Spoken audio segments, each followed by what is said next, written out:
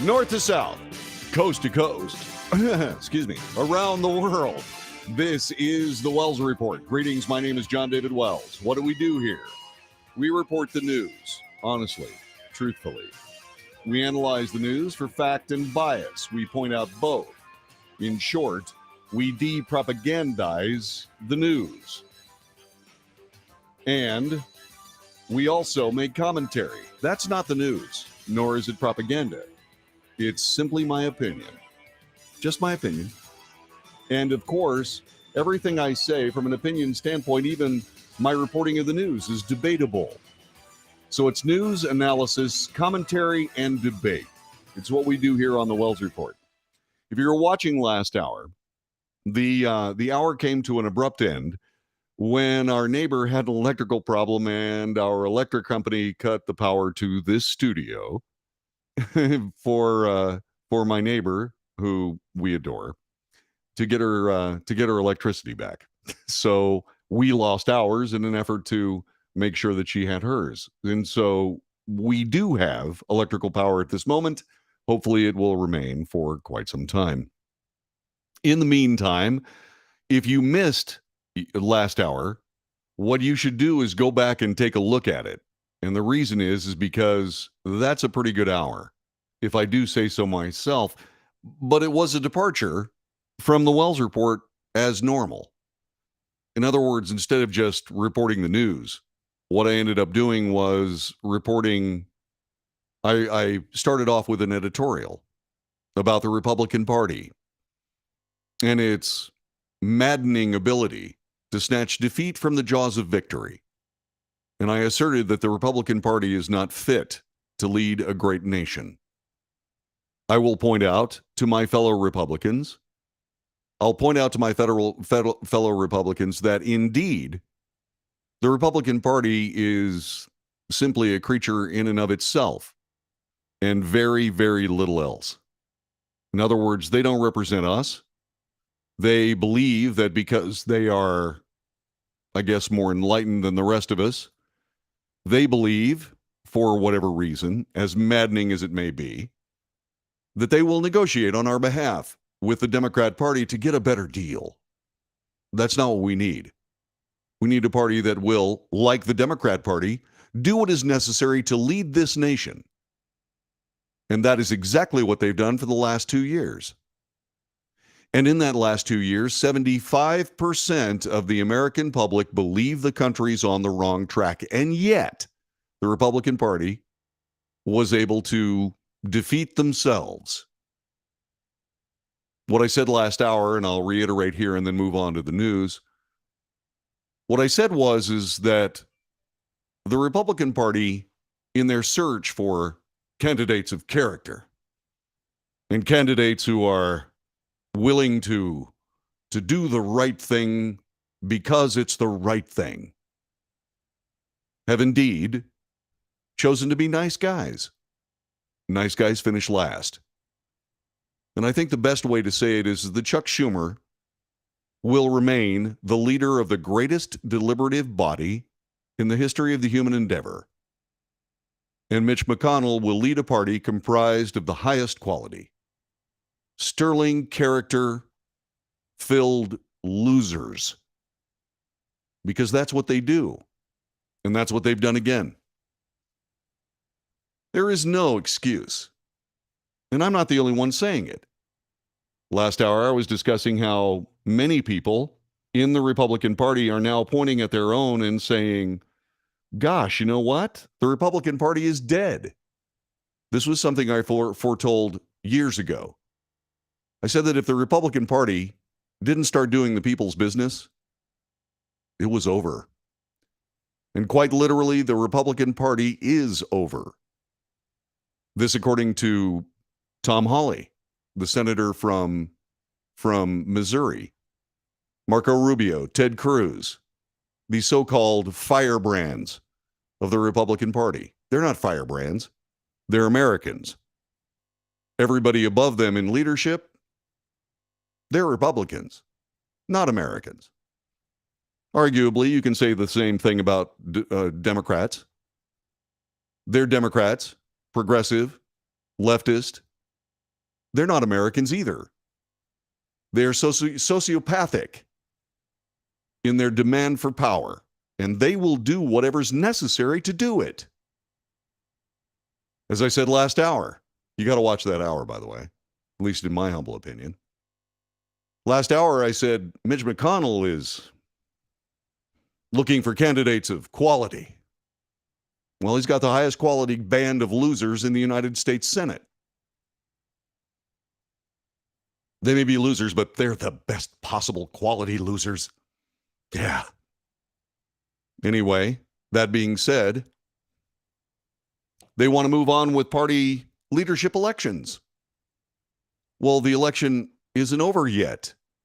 Why disenfranchise the Republicans in Georgia? Well, because since the Democrat Party already has power in the United States Senate, well, we don't really care whether Herschel Walker wins or not. Right. Yeah. This is a party that is useless, except to Democrats. The Republican Party will either learn to serve the American public, or we will find a party that does. I'm no longer a Republican.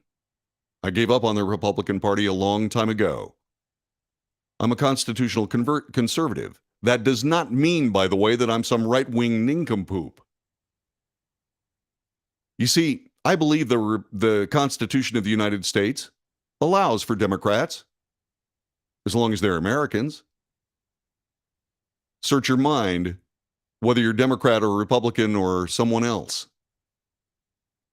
Do the Democrats represent America, or do the Democrats represent Democrats? We know the Republican Party represents themselves. Does the Democrat Party do the same thing? I'll leave that with you and your judgment. All I can say is the Republican Party had better get it right. And I'm not meaning from a political pun standpoint. I'm talking about working to the benefit of their constituents instead of making really slick political deals with the opposition.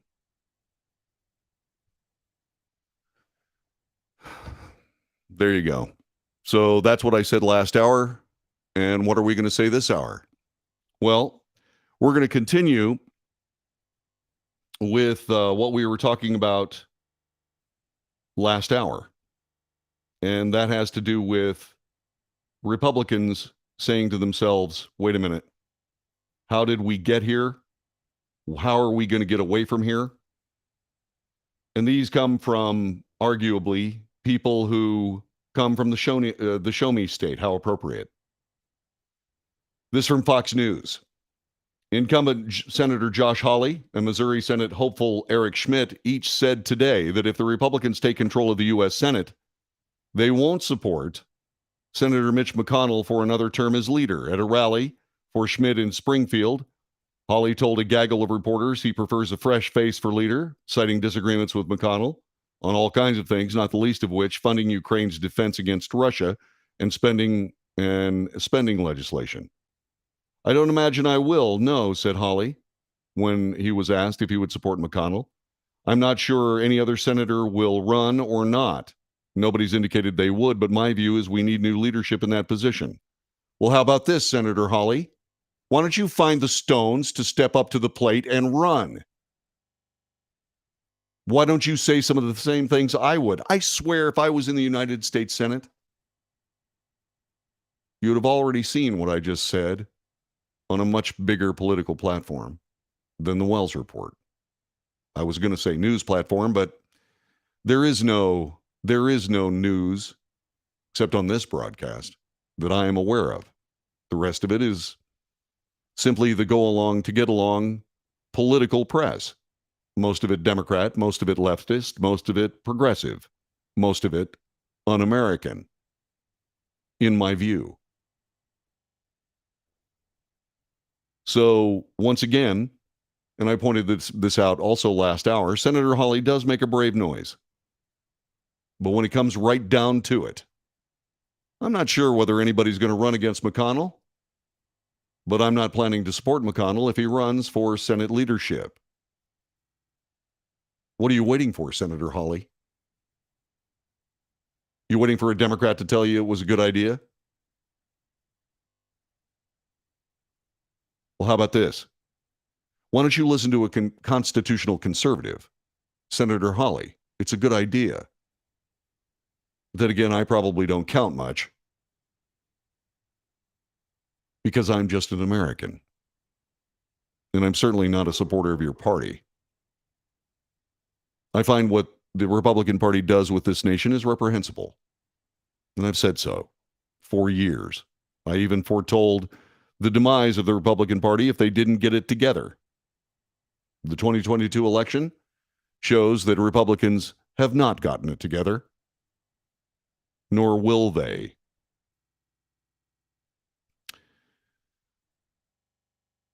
Schmidt is apparently the Attorney General of Illinois who's running or ran. I'm going to find out what the date of this is because it seems to be out of date. November 8th, yeah. Okay, so this is a week old. But it does have things in it that are important. Asked by St. Louis Public Radio's Jason Rosenbaum who should be the next GOP leader, Hawley said, not Mitch McConnell. Those comments came for a rally for Schmidt, the state attorney general. I don't know whether he won or not. Something tells me he did not. He wants either Senator Ted Cruz of Texas or Mike Lee of Utah to lead the Republican conference. Mitch McConnell hasn't endorsed me, and I don't endorse him for leadership, Schmidt said at the time. Asked today how he would vote in the next leadership election, Schmidt told reporters, I said what I said, and I stand by those comments.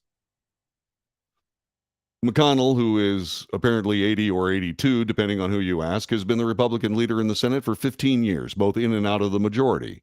He announced his intention to run for leadership again in January, although there are growing calls for change among his GOP colleagues. In addition to Hawley, Senator Rick Scott of Florida has refused to commit to vote for McConnell, did not rule out running for leadership himself in an interview on NBC News Meet the Press. I'm not a big Rick Scott fan, but I can tell you this. I'm an even less Mitch McConnell fan. As if I cared one way or another because the Republican Party is useless to me. I'm looking for a different party. I'm hoping the Conservative Party of the United States will be born out of this feckless incompetence. How about you? There is more. We will get to it. This is the Wells Report. Thanks very much for being with us today, even though we had a slight little technical glitch. Yeah, they're working on our dear friend Gay's our neighbor Gay's electricity. Yeah. So there we go. So what's going on with regards to, say, for example, the chat room? Well, we'll bring you back up to date here with people joining us on the chat. It's good to have you. If you'd like to call and voice your opinion on this broadcast, that's available too. 817-379-2172. 817-379-2172. We'll take your call and take what you have to say. We are very interested in both. So join us on the Wells Report. Back with more in just a moment.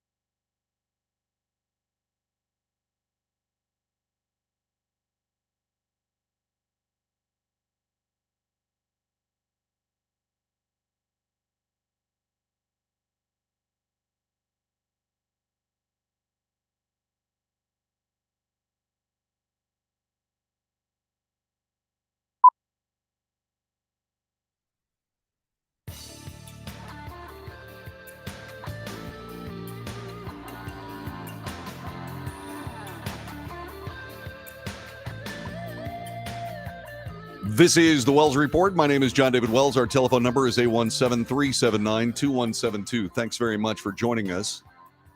I am not piling on the Republican Party. I am doing what I always do. I'm analyzing the news and telling you what I think. It's debatable. Please debate. We've got a chat room, and we also have a telephone. I just gave you the number of the chat room you can find at Facebook, YouTube, Twitter, and Twitch. What are those people saying? Well, let's find out here. Randy asks a great question. What about Liz Cheney becoming the Speaker of the House? As it turns out, there's news on that from Fox News. Several political pundits on Twitter are fighting about whether ousted GOP Wyoming Representative Liz Cheney could earn enough votes to be the Speaker of the House if Democrats maintain control of the House of Representatives. Jennifer Rubin, a Washington Post columnist, part of the leftist political machine, says she's sold on the idea. Okay, I'm sold. Liz Cheney for Speaker. John Dean, White House counsel for President Nixon, CNN contributor, and if you ask some of his colleagues, noted pathological liar, called the idea brilliant. He says WAPO columnist Jennifer Rubin suggested that if the GOP gets control of the House, Democrats should nominate Liz Cheney Speaker. Brilliant idea in many ways, he tweeted. Zach Zhukovsky, a field organizer for President Obama's re-election campaign and regional Get Out the Vote director for former Virginia Governor Terry McAuliffe, also endorsed the idea. Why not Liz Cheney as a transition Speaker of the House? It'll upset both Democrats and Republicans. She's a responsible adult with a conservative voting record, a proven ability to work across the aisle, in other words, negotiate on your behalf, and most importantly, has unflappable moral courage under pressure. Yeah, sure.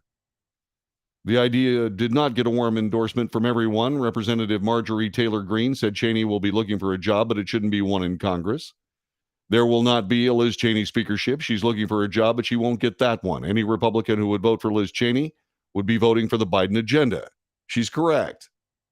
Simple case of the matter is that if indeed that something like that would happen, we would be assured of everything that I've said for years, that there really is only one political party. Political parties are basically the same coin, the coin of politics, with a Republican side and a Democrat side, but the same coin. Yeah, that's true. Yeah, that's true. See what else? That's a great question, Randy. I appreciate it. Thank you very much. Getting back to the chat room, you're so right. America is tired of all of this political meandering and foolishness. I agree. Like I've been saying, we have two political parties, one that completely operates in spite of the American people, and the other that simply ignores the American people and negotiates, I guess, on the Republican behalf, whatever that is. Absolutely right. I think we need a new party. Republicans do nothing for America, only for themselves. I agree. I think the Conservative Party of the United States needs to step to the fore and stop dilly-dallying around and start representing the Constitution. Now remember something here. I am not a strict constructionist when it comes to the Constitution. I am a reasonable constructionist when it comes to the Constitution. Reasonable. There are a lot of things that are not in the Constitution that rule our lives. The EPA, for example. What do we need that for? Well, we have all these executive branch agencies to circumvent Congress. I'm waiting for somebody to finally get that done. Although the Supreme Court has spoken out vociferously on behalf of Americans, overriding the EPA on a lot of things, I think there's more of that coming. I certainly hope so. New terms are needed for every party except the president. Well, if only career politicians / criminals had any idea what trust actually was. Well, they trust themselves and very little else. Back with more in just a couple of moments. This is the Wells Report.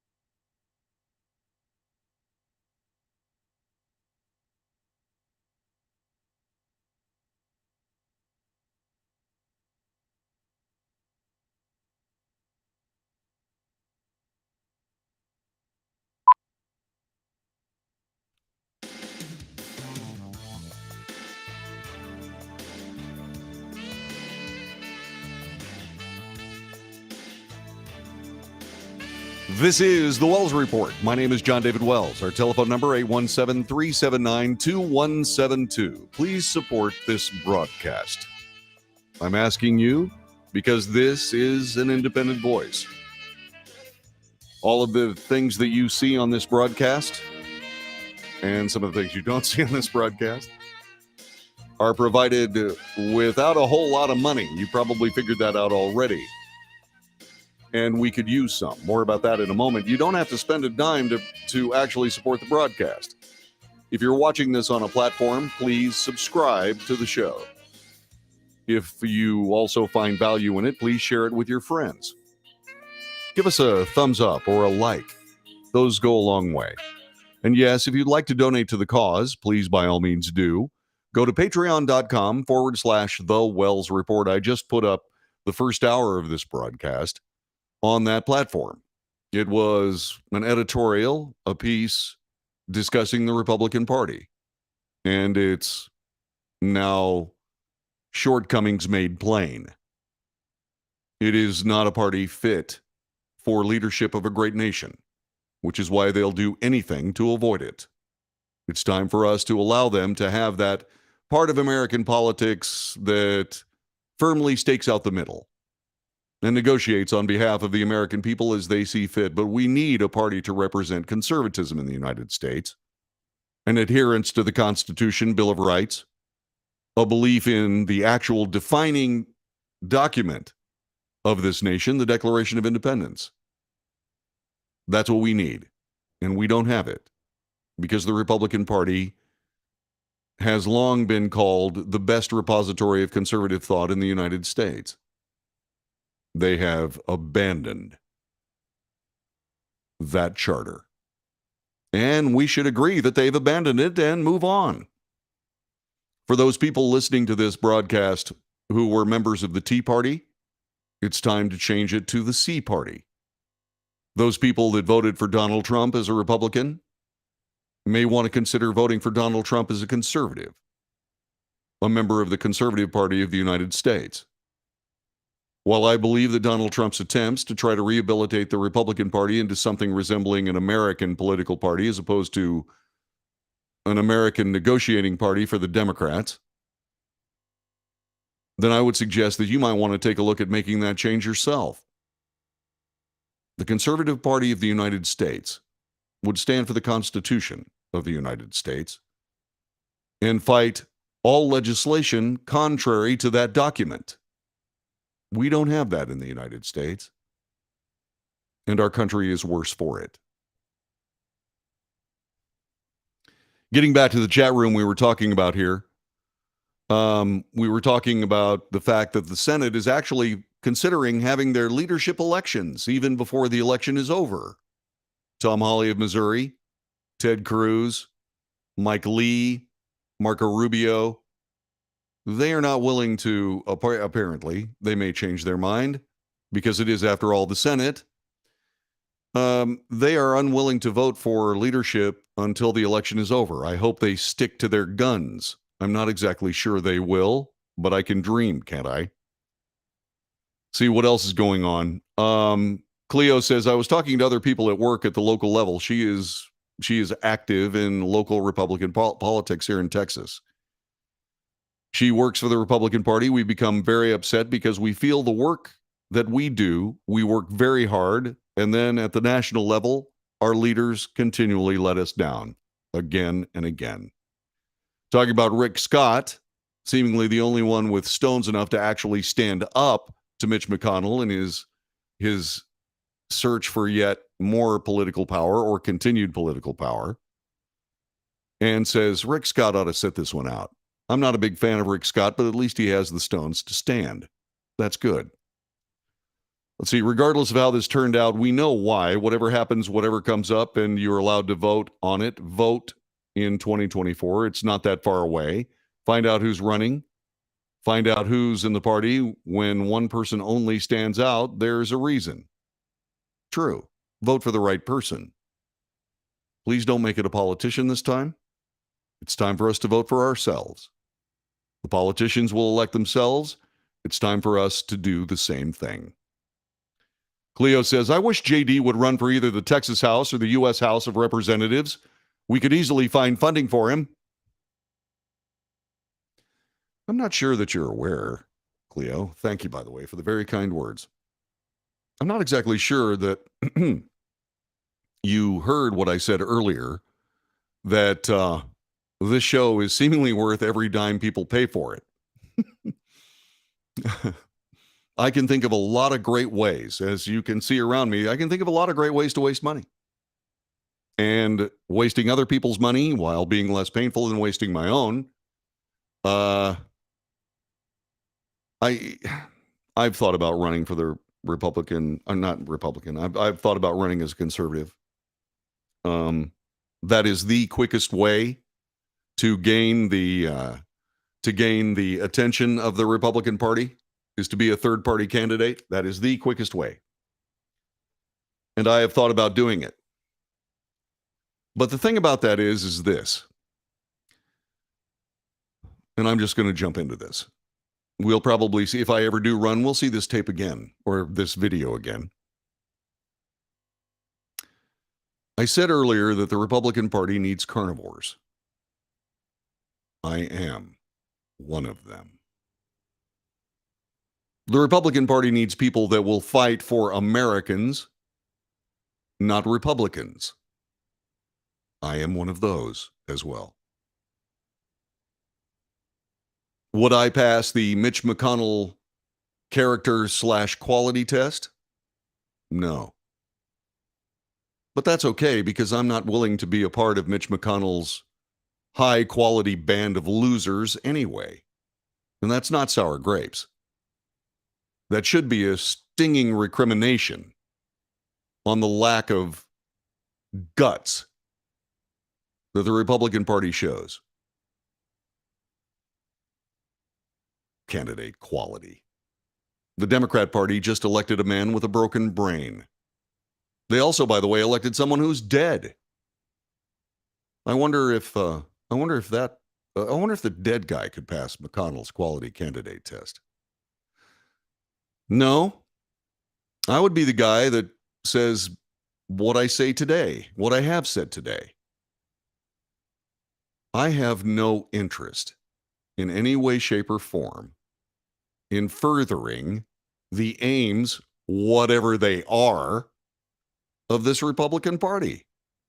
Near as I can tell, they don't have any aims. They want to coast in the middle. They simply want to choose from the right or the left who they believe has the best idea. They'll be Democrats when they need to be Democrats. They'll be Republicans when they need to be Republicans.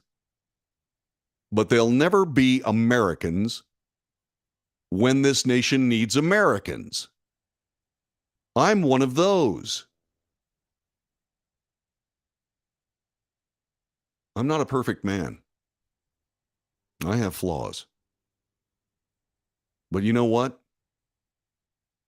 People without flaws that are perfect have just about run this country right off the road. It's time for us to stop electing. I'm not, if I ran for office, I wouldn't be running to be the mayor of Boys Town. I'm not running to be your parish priest. I'm not running to be the Nice Guy Republican Club, a member of the Nice Guy Republican Club, or even its president. I would be running to represent you.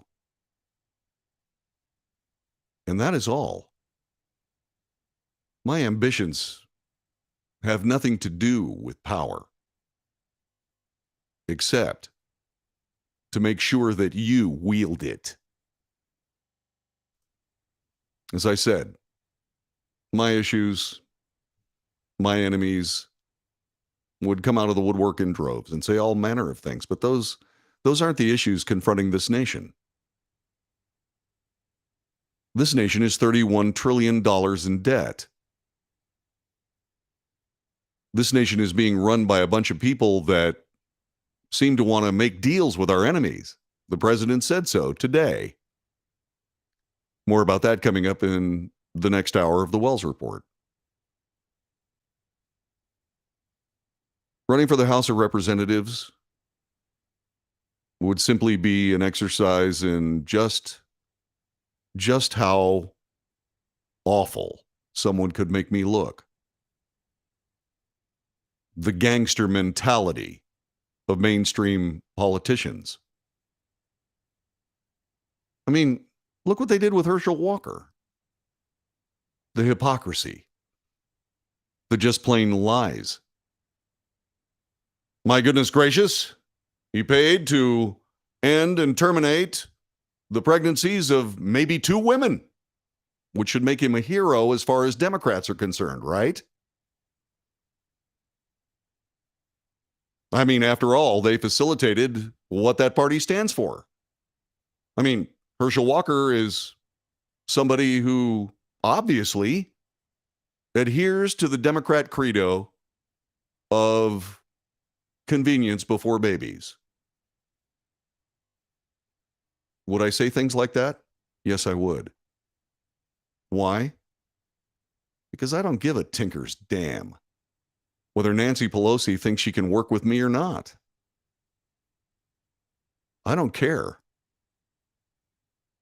In that same vein, I really don't care whether Kevin McCarthy thinks I'm going to work with him or not. Because I don't work for either of those people. If I ran for office, I'd be working for you.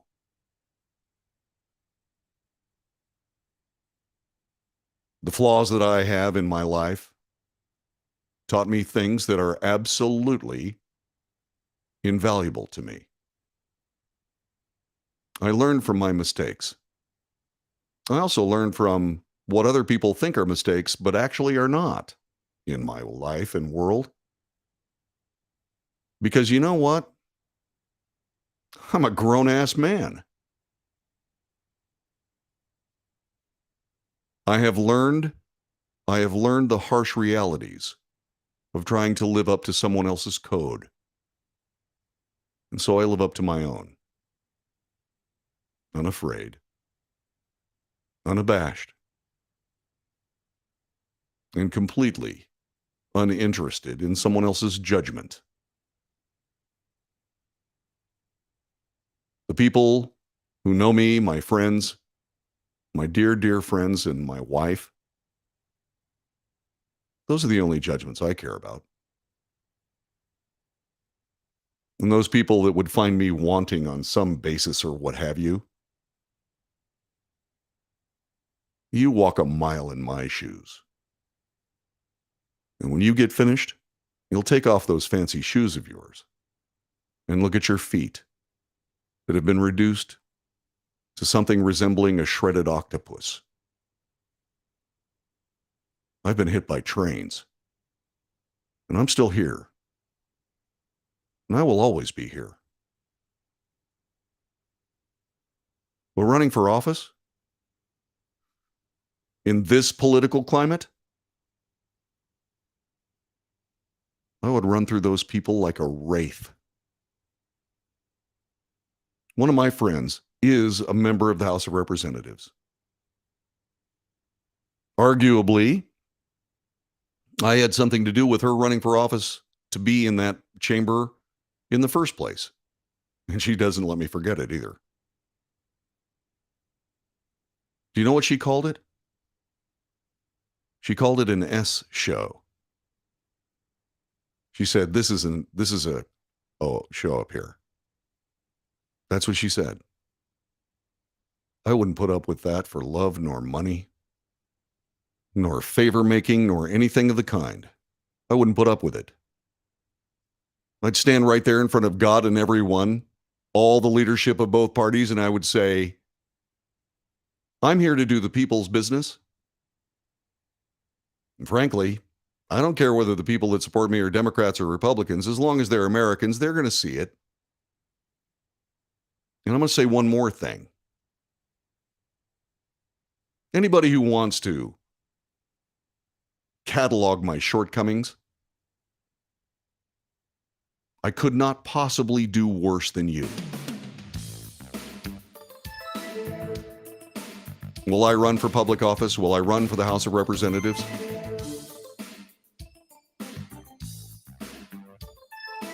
I don't know. But I'll tell you what, if I was somehow stupidly elected to that chamber or that Capitol Hill, it would never be the same. It would never be the same. Because I have the intellectual gifts, thank you, God, to be able to simply impose logic and reality on an entire group of people that seek to only manipulate reality for the sake of their politics. Sociopaths all. This is the Wells Report.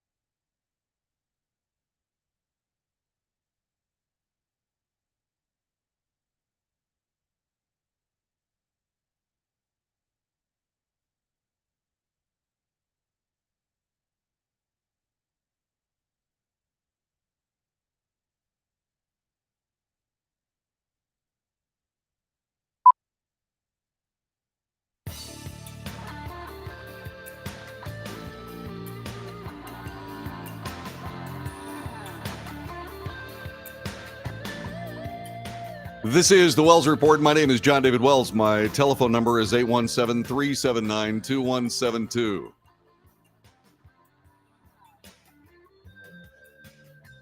I was just thinking,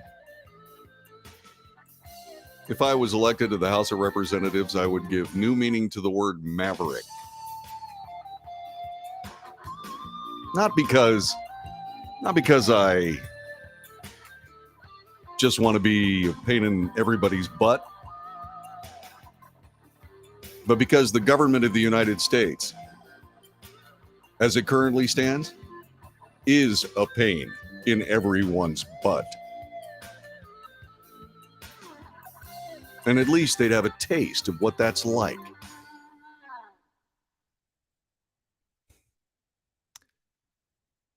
Let's see. One One of my dear friends says, I'm tracking. If you want to run, I'm in. I have people like that in my circle. I do. But you wouldn't. I remember in 2016, on the run up to the 2016 election, somebody asked me who I thought should be elected president. And I said this. This was back in 2016. I said, the next president we need to elect needs to be an American. And he had, by God, better be able to win a fist fight. If I ran for office, I don't know whether I'd win that fist fight, but I guarantee you anybody that tried would be changed forever. Because it's not that I'm some brilliant anything. I know the truth. I know the truth. And I will simply speak it. I will simply speak it. Can you imagine electing somebody to the House of Representatives because he would tell the truth?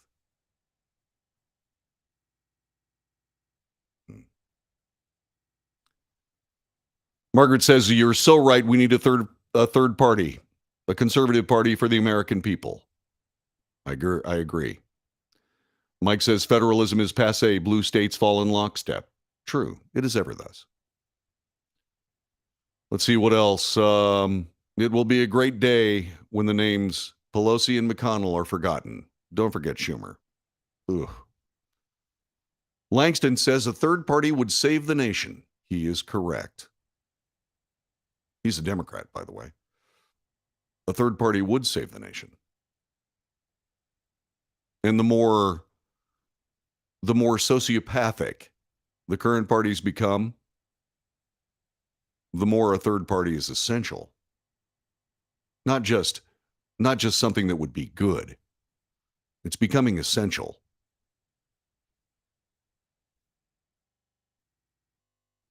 Let's see.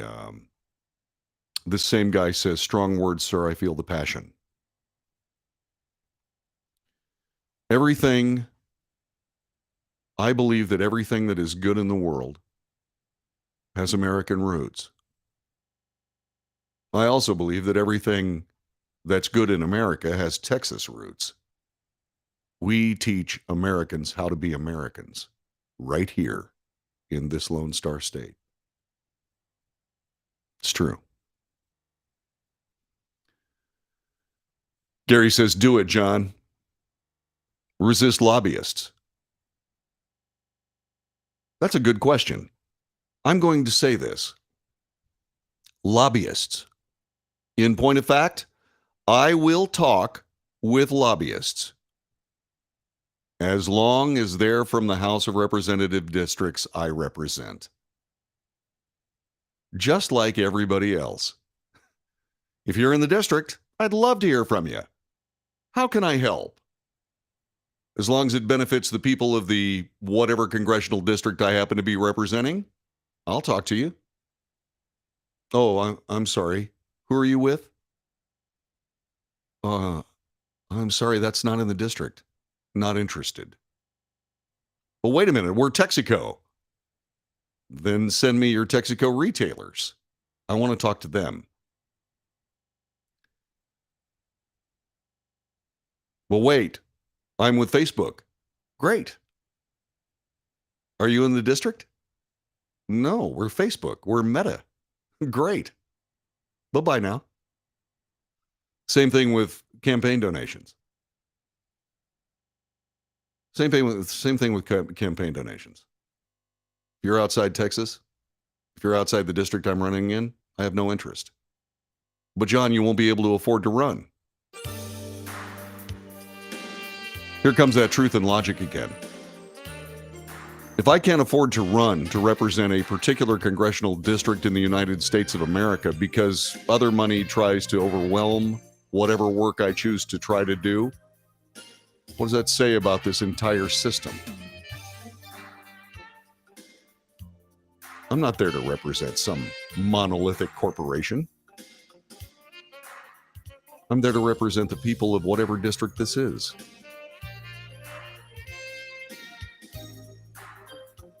Are American voters ready for something like that? I don't know. I don't have any idea. This is the Wells Report. My name is John David Wells. Hour number 3 coming up in just a couple of moments. We'll get back to what we do best, which is report the news, make comment after analysis, and debate. Stay with us. See you in just a moment. Thank you, dear friends. That was nice. That was cathartic for me. I appreciate it. See you in a minute.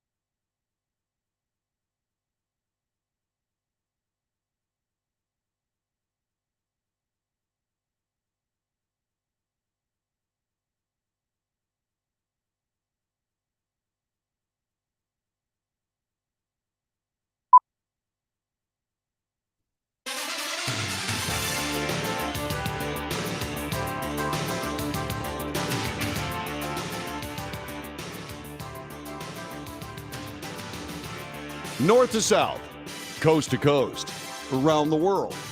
This is the Wells Report. Greetings, my name is John David Wells. What do we do here? We report the news, honestly, truthfully.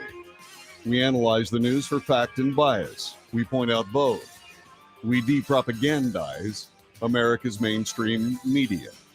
And the news they say you need to be aware of.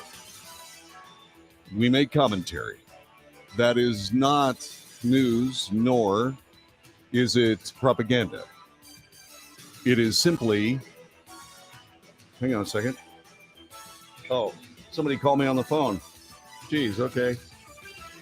Hi, bye. Anyway, what was I saying? Oh, yeah.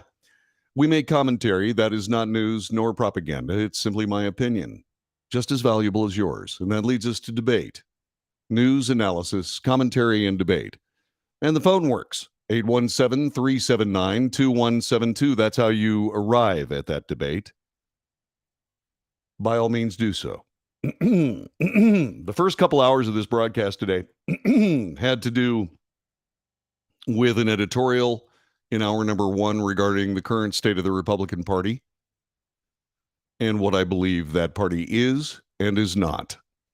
The second hour was more of that. And somebody said, gosh, I really wish you'd run for Congress. Would you sell the House of Representatives to this man? Anyway, that being what we did in the first couple hours, this time we're going to return to more of the typical fare of the Wells Report, which is reporting the news, analysis, commentary, and debate. President Joe Biden is apparently finished meeting with Chinese President Xi Jinping. He says that he's confident that China is not preparing to attack Taiwan. Quote, I don't think there's any imminent attempt on the part of China to invade Taiwan. I made it clear our policy in Taiwan has not changed. China has been engaged in what the United States earlier described as provocative behavior in the Taiwan Strait after conducting military drills in August, on the heels of a visit to the island by House Speaker Nancy Pelosi. Later in the day, President Biden denied a conflict was brewing. I made it clear we want to see cross-strait issues peacefully resolved. I'm convinced he understood exactly what I'm saying. Well, I'm sure he does. I'm also equally sure, and by the way, this is opinion. I do differentiate between opinion and news. This is the opinion part. Yeah, I'm sure he listened very carefully. I'm sure he even believes everything you said. And I also believe he doesn't give one tinker's damn about anything that you have to say, President Biden, because he doesn't need to. This guy is very sure that China will surpass the United States during his regime. And he's not playing games. And sadly, you are. And by the way, if you are trying to play that game, you are completely overmatched. Mr. President, there are times when you just have to see the reality, and I'm not sure it's possible for you. These people aren't playing around, and you are. Better stop. Getting back to the news, after a 3-hour meeting with the Chinese leader, Biden said the midterm elections sent a strong message around the globe that the United States is ready to play. Do you have any idea what he's talking about? Me neither. Biden sought to reassure skeptics the U.S. and China can work together. The world expects, I believe, that China and the U.S. to play key roles in addressing global challenges from climate change to food insecurity, and for all of us to be able to work together, said Biden. The United States stands ready to do just that. The United States stands ready to do just that. Work with you, if that's what you desire. Yeah. President Biden, let me ask you a question. Do you honestly believe that you're going to be able to deal with a country that is so, especially on something like food insecurity, when their people will go to a place and eat bats? Just asking. Food insecurity to climate change? Climate change. Back to the opinion camera. Climate change? Seriously? China doesn't care about climate change except as a political tool to further their ambitions. Seriously, sir? The meeting between the leaders of the two largest economies happened to be on the sidelines of the G20 summit, which is being held this year at the resort island of Bali, Indonesia. Biden said he and Xi also discussed the possibility of Russia using nuclear weapons in its war in Ukraine. We discussed Russia's aggression against Ukraine, reaffirming our shared belief the threat or the use of nuclear weapons is totally unacceptable. I'm sure that should President Vladimir Putin use nuclear weapons, that he will carefully consider the statements you just made, you and President Xi, that it's totally unacceptable. And then he'll casually reach down and push the button. What are you guys thinking?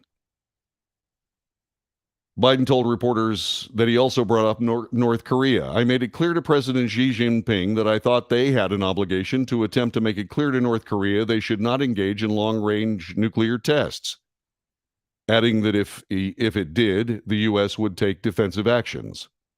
He notably did not say whether he and Xi Jinping came to any sort of agreement on how to approach deterrence for North Korea. How odd. You mean they didn't come up with a plan to deal with North Korea? Interesting. North Korea is the attack dog of the Chinese regime. Do you think the Chinese regime wants to do anything to hold that snarling dog at bay? The answer is no. By the way, let me see. Oh, there we go. Okay, I'm sorry. I only hit half the button. To Kim Jong-il, you do realize, of course, that China would gladly sacrifice you and your entire country in a nuclear conflagration if necessary? It's amazing how these supposed world leaders can't see the forest for the trees. What are they doing? It's just amazing to me. Moving forward, both superpowers agreed regular talks were key. I'm committed to keep the lines of communications open between you and me personally, but also our governments across the board, President Biden told Xi on Monday, today, emphasizing both countries share a responsibility to manage our differences, prevent competition from becoming anything ever to near conflict, and to find ways to work together on urgent global issues that require our mutual cooperation. Xi responded, "The world has come to a crossroads. Where to go from here? This is a question that is not only on our mind, but on the minds of all countries. The world expects that China and the United States will properly handle the relationship." Biden and Xi last met in 2017 in Davos, Switzerland, on one of Biden's final days as vice president. Since becoming president in 2021, President Biden had spoken with Xi by phone video 5 times before their meeting today. Biden said that he and Xi had a clear and candid conversation during the meeting, which was limited to the two presidents and their closest advisors. His administration said it viewed the meeting with China, which it considers the United States' main economic rival, as an initial conversation between the leaders. Biden said at the news conference both leaders agreed Secretary of State Antony Blinken would visit China to follow up on their discussions. Antony Blinken is at least a professional. I don't know whether or not he'll be able to affect any reasonable change, but we'll see. We'll see, won't we? Let's see. Mike says this is good. It seems as all this is vague speak. Of course it is. It can mean anything that the spin artists want it to mean. Climate change bullcorn is nothing more than an attempt to move forward toward one world order. Well, it's also this. It is a worldwide political swindle on the population of the entire planet. It's a swindle. It's an absolute swindle. These are people that can't control their own governments. They can't serve their own people. And yet somehow they're going to come together to be able to control the weather. There are also two other things. One of them is this. President Biden also spoke, shall we say, as eloquently as he could, that there was no Cold War between the Chinese and the United States. Mr. President, one of the things that you seem to be unaware of, or at least unable to deal with, has to do with the fact that your enemies get a vote. Indeed, the United States may not be willing to recognize that China is actually professing a Cold War against the United States. But I'm sure they don't think so. They plan to surpass us economically, scientifically, every possible way they can. They've got a long way to go. They're about 50 years behind us. But all that being said, Mr. President, this nation, whether it's on purpose or not, and all the other nations of the world were attacked by a Chinese biological agent. Was it on purpose? Was it by accident? Did it come from a natural source? Did it come from a weapons lab in Wuhan, China? It really doesn't make any difference.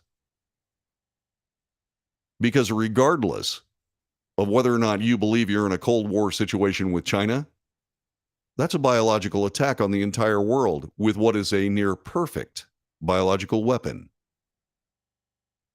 And you don't think there's a Cold War going on? Further, just exactly where do you think all that fentanyl that's coming to the United States and killing Americans, 300 children a day, I believe, where do you think that's coming from? Oh, those evil Mexican cartels. Sure, they're the manufacturer. Have you done anything about Mexico and fentanyl yet? No. By the way, in case you're wondering, that's a chemical attack. So this country that you believe is not engaged in a Cold War is the author of a biological and chemical attack on the United States and elsewhere. You don't think there's a Cold War going on? That is illuminating, Mr. President. And by the way, I'm not some Alex Jones conspiracy theorist. I'm not the first person to say that fentanyl is a chemical attack on the United States. No, that comes from a sheriff down on the border, a place where I've been a lot. And I can't think of a better explanation. Can you? Mr. President, you can't, but can anybody else? This is the Wells Report. We'll be back with more in just a moment.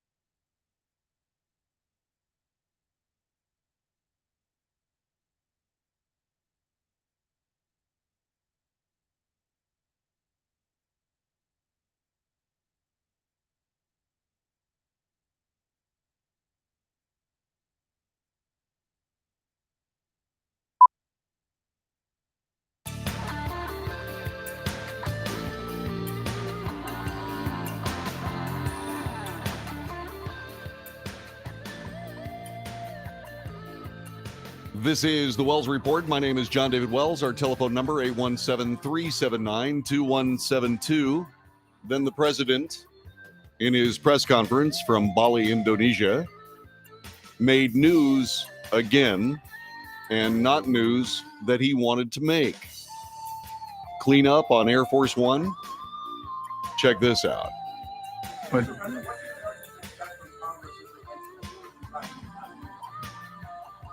I don't think they can expect much of anything other than Hold on just a second. Sorry. The question, you didn't hear the question being asked. An NBC News reporter asked him what the president would expect when it came to the situation regarding whether or not the president would be able to count on codifying the Roe v. Wade decision to overturn what the Supreme Court did, and this is what he had to say. From Congress as it relates to abortion rights after the midterms? I don't think they can expect much of anything other than we're going to maintain our positions. I'm not going to get into more questions. I shouldn't even answer your question. No, I don't think that. I don't think there's enough votes to codify unless something happens unusual in the House. I think we're going to get very close in the House, but I think it's going to be very close, but I don't think we're going to make it. All right. Thank you, everybody. Thank you. That's it. Okay. So the president of the United States made a small error there, and sadly, that was unfortunate.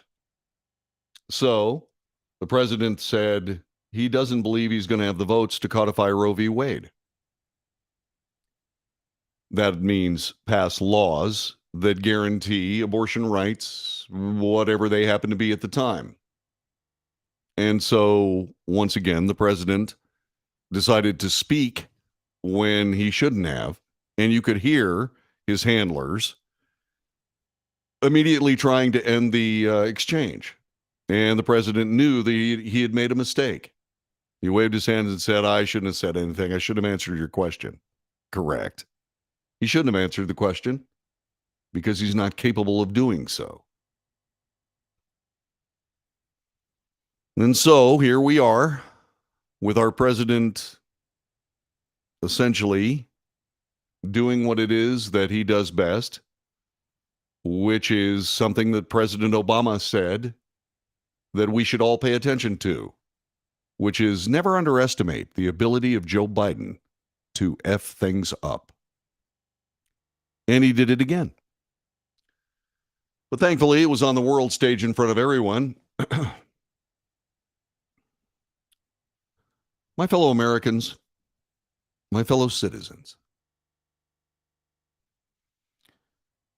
we are, as many people have said, at a turning point in this nation that we must be willing to affect. We, the people, the first three words of the Constitution. We must act. Well, John David, that's what elections are for. True. That is what elections are for. At some point, I really hope to have another one. Don't you? You are listening to the Wells Report. My name is John David Wells. Our telephone number is 817-379-2172. 817-379-2172. Cleo said, who knew half the country was more concerned about a totally preventable situation? Pregnancy, over the economy, the border, energy. Really sad. 75% of Americans believe that the nation is on the wrong track. And yet the Republican Party found a way to underperform in the 2022 election. Fascinating. This is the Wells Report. We'll be back with more in just a moment.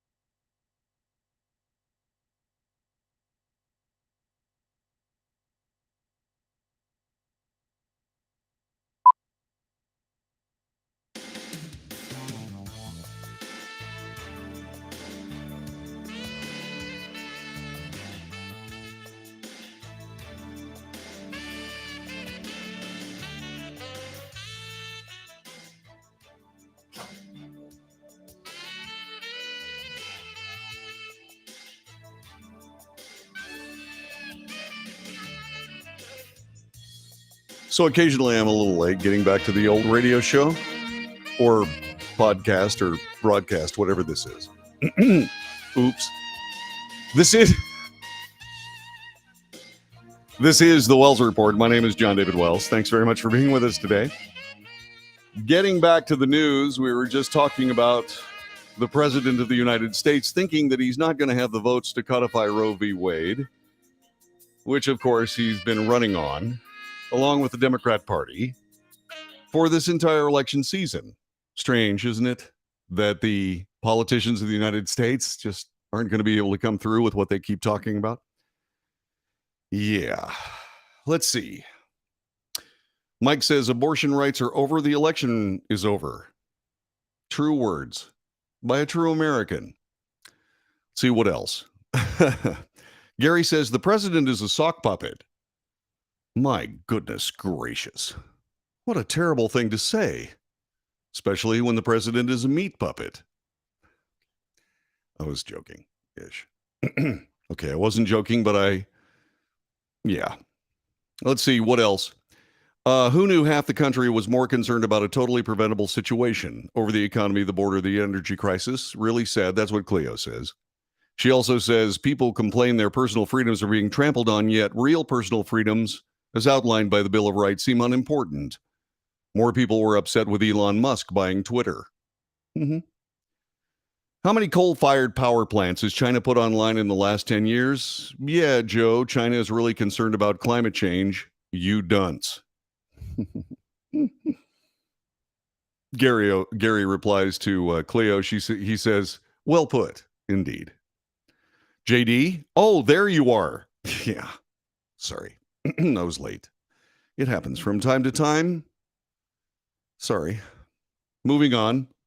The president was talking about his excuses for not being able to pay off one of his political promises.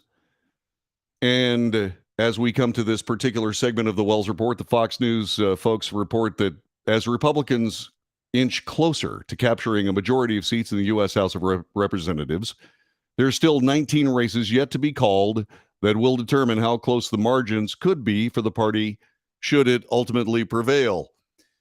Somebody said something to me the other day. He said, I'm sorry, but we're supposed to have election day. Why is it that we have election season? Why are we still counting votes? Well, the answer is simple. We're counting votes until the right people win.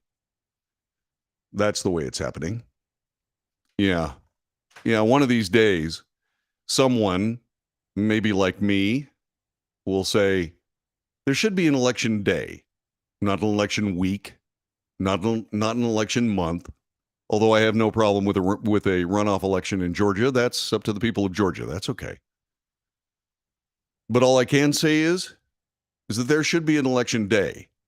All the ballots that are mailed in need to be mailed by a deadline that ensure that those ballots arrive on election day. That's also a personal choice, echoing what Cleo just said. You don't turn in votes on election day that will be counted afterwards. That's how you have elections that create questions in people's minds. Everybody talks about how democracy is at stake. Okay. Is there democracy if indeed there is an election that people have questions about? There should be no questions. Why would there be questions? Why should we not have an election day, have the results of election day announced the day after election day, just like they did in Florida, the scene of the 2000 debacle? They actually got their crap together. I wonder if any other states will. And isn't it strange that only swing states have this problem? Interesting. Now, whether you believe in any, like I said, I'm not a conspiracy theorist. I don't call elections into question. But do you honestly believe that these elections are on the up and up? That's the real problem. You don't know. None of us do. And this is a choice being made by people, strangely enough, in swing states. How many times does this have to happen? By the way, this is a good opportunity to say to those people that are saying, hang on a second now. How come with 75% of the American people believing this country is on the wrong track, why is it that we still have essentially the same leadership in the United States?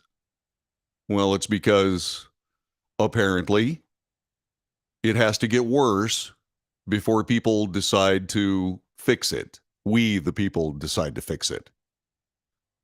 But, and once again, I'm not trying to foment any kind of problem in these great United States.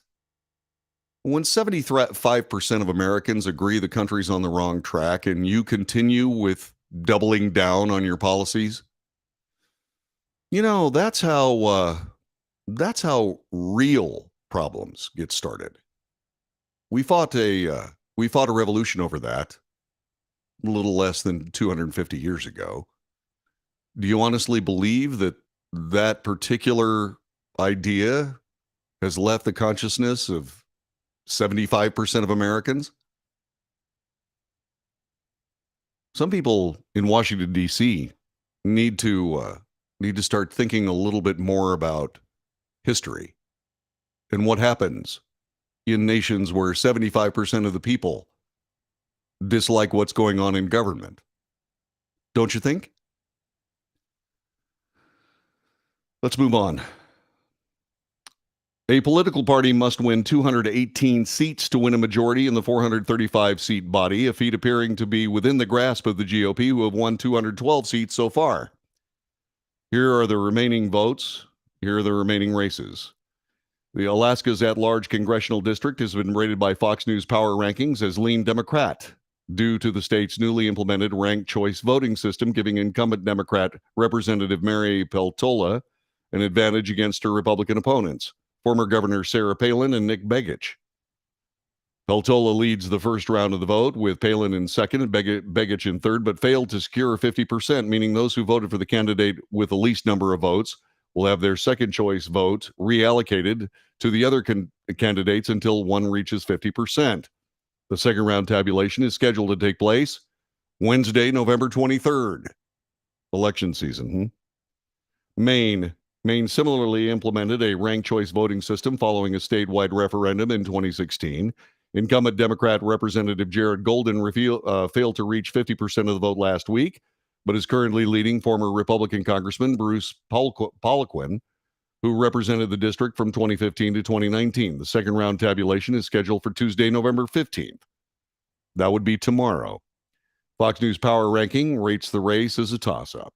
Arizona 1st Congressional District, incumbent Republican David Schweikert is narrowly leading his opponent, Democrat Jevin Hodge, by less than 1,000 votes in this lean Republican seat. Mail ballots had to be received by election officials no later than 7 p.m. local time on election night. However, all ballots must go through a signature verification process before being counted. The verification and counting process is still ongoing.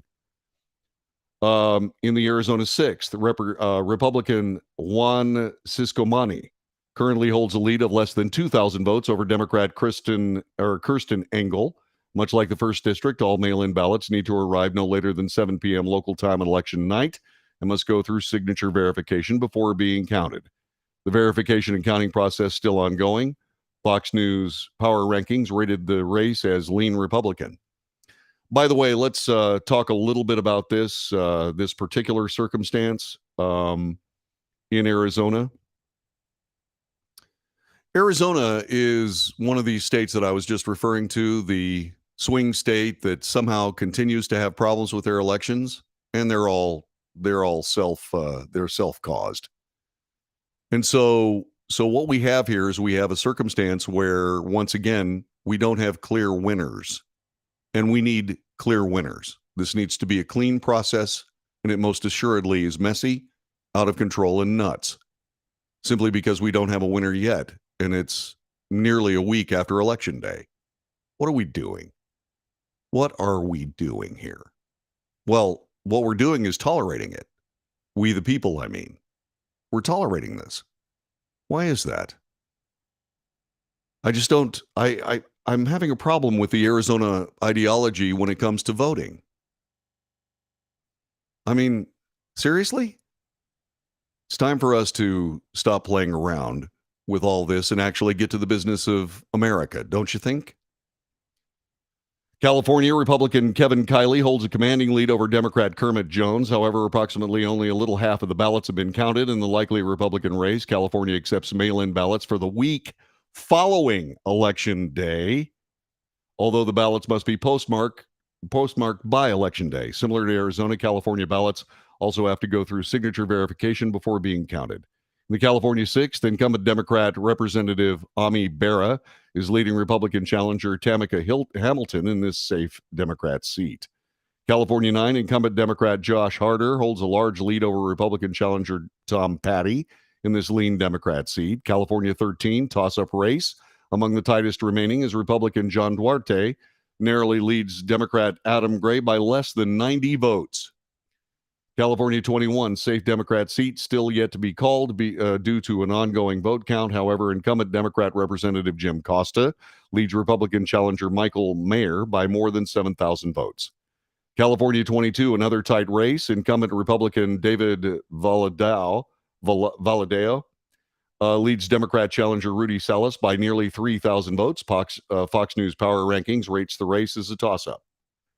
By the way, when they keep talking about no real appreciable voter fraud, what's appreciable voter fraud? We're down to races covered by thousands of votes instead of tens of thousands or hundreds of thousands. How much voter fraud do you need to change an election?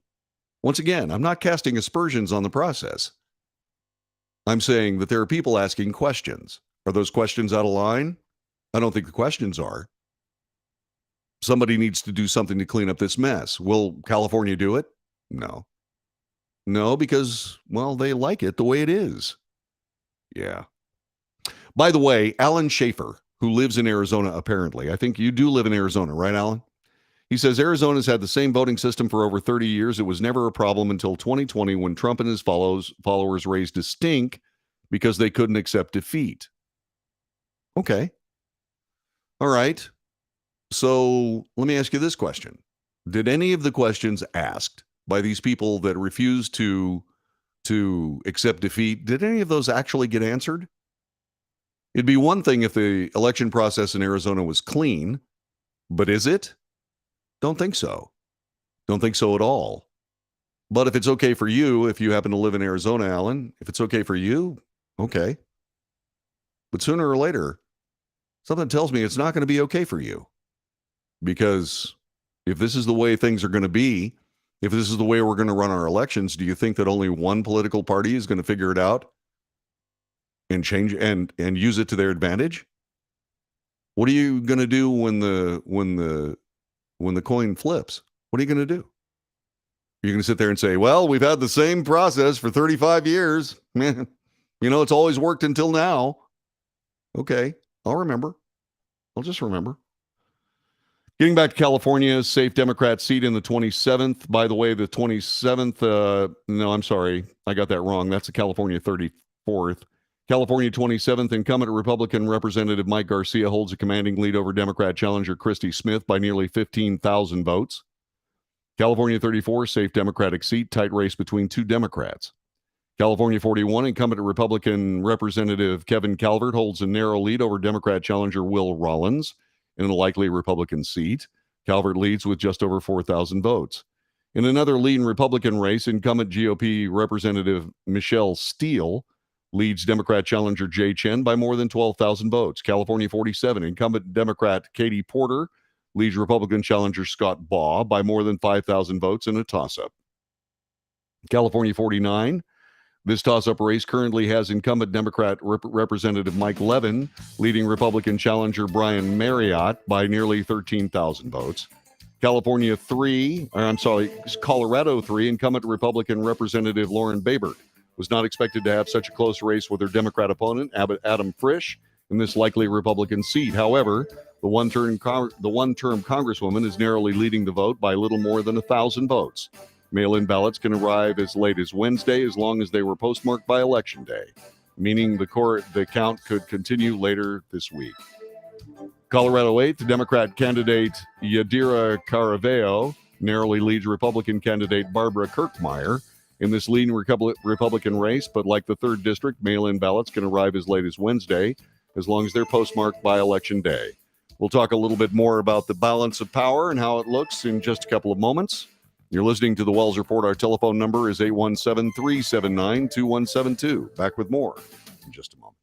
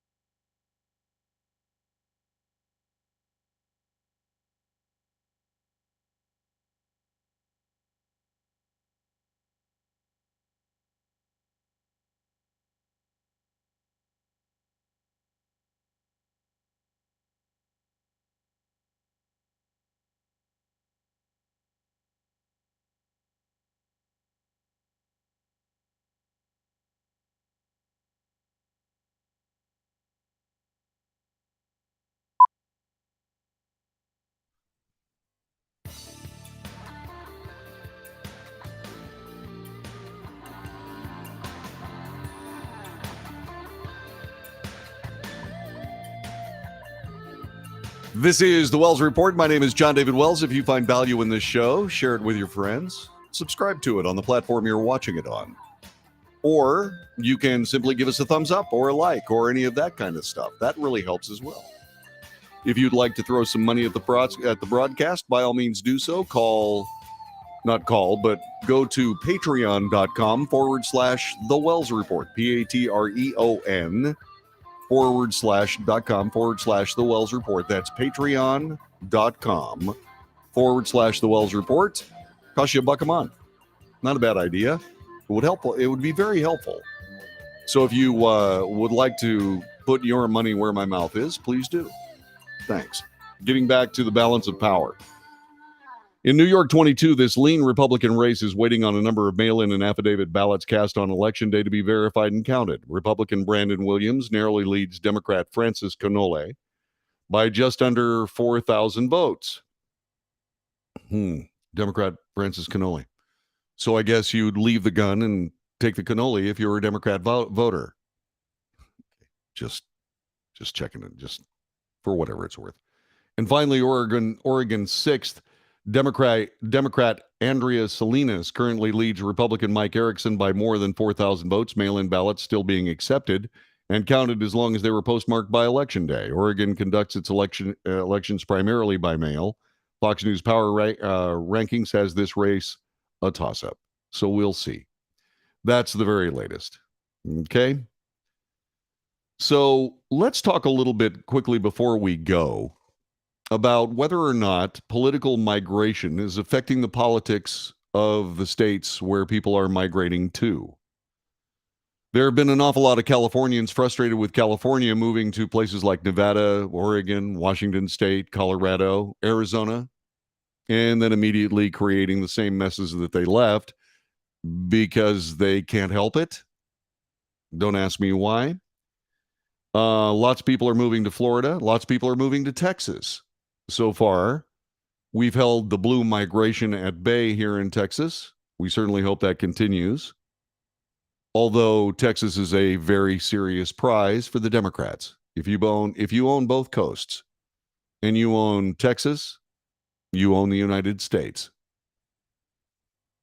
Once again, if you get a chance, see if you can seek out the red versus blue maps of the United States and how the people of the United States voted.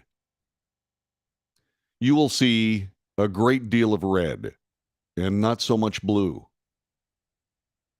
What happens when the minority overwhelms the majority? Usually nothing good, but that keeps happening. Like I said, when will it change? When the American people have had enough. Has that happened yet? Apparently not. Apparently not. I don't know that I have time for this. How much time do I have? A couple of minutes? Let me see how long this thing is. It's 3 minutes and 45 seconds. We'll wait.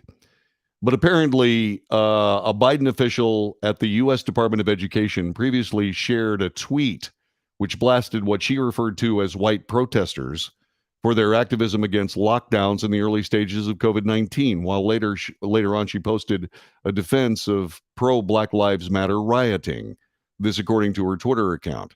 Tiffany Tabor is the chief of speech writing for Secretary of Education Miguel Cardona. In April 2020, Tabor tweeted out an article about the whiteness of anti-lockdown protests. Tabor wrote, "Yes, the feeling of oppression these white protesters have voiced is a residual effect of living in a country that has been shaped to cater to their racial majority status and consequently their perceived loss of power and privilege." The article said the anti-lockdown protests were far-right theatrics. The piece went on about how ignorance, privilege, and anti-Black racism were driving white protests. Being white is the default identity in America. Whiteness is our cultural tapestry. So when you suddenly don't have free reign to go about your business unchecked, it can feel like a massive threat. 63% of the United States is white. Are you saying all of us are wrong? Or saying all of us are racists? What are you doing? Later on, when it came to pro-Black Lives Matter rioting, which was estimated to have caused over $1 billion in property damages, property more important than people, it also killed something like how many hundreds of people were killed? That was estimated to cause over $1 billion of property damage. Tabor responded with a tweet bolstering a justification. She said, black people share truth and white people treat it like an intellectual exercise. She referenced a passage in the article that said some white people act as if there are two sides to racism, as if racists are people we need to reason with.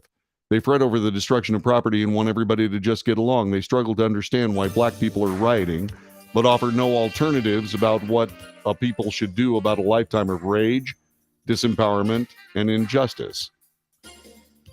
Oh, so you run in the streets, beat people with 2x4s, set fire to federal buildings, burn down Wendy's, and loot Target stores. Well, there's no better way to distance yourself from all of the, rage, disparagement, injustice than burning down a Wendy's. Oh, and that was not even close to the January 6th insurrection. How many Wendy's were burned down in that? Let's see. Can't seem to remember. Oh, wait, none. How many federal buildings were burned? Well, we'll have to answer those questions another day. This has been the Wells Report. Thanks very much for joining us. God bless you and yours. Thanks very much for watching today.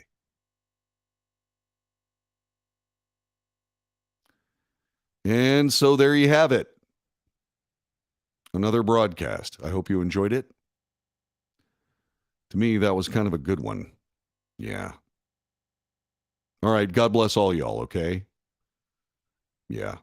By the way, Ellen makes a good point. Those maps are misleading. Land doesn't vote, neither do cows. Sure they do. Eat more chicken? Doesn't that ring a bell? All right. God bless all y'all. Take good care. Thanks very much for watching, and I'll see you again tomorrow unless our neighbor Gay's power goes out again. We love her. She's wonderful. We want her to have power. That's all there is to it. And we had to put up with about 15 minutes of no power. And so there you go. God bless.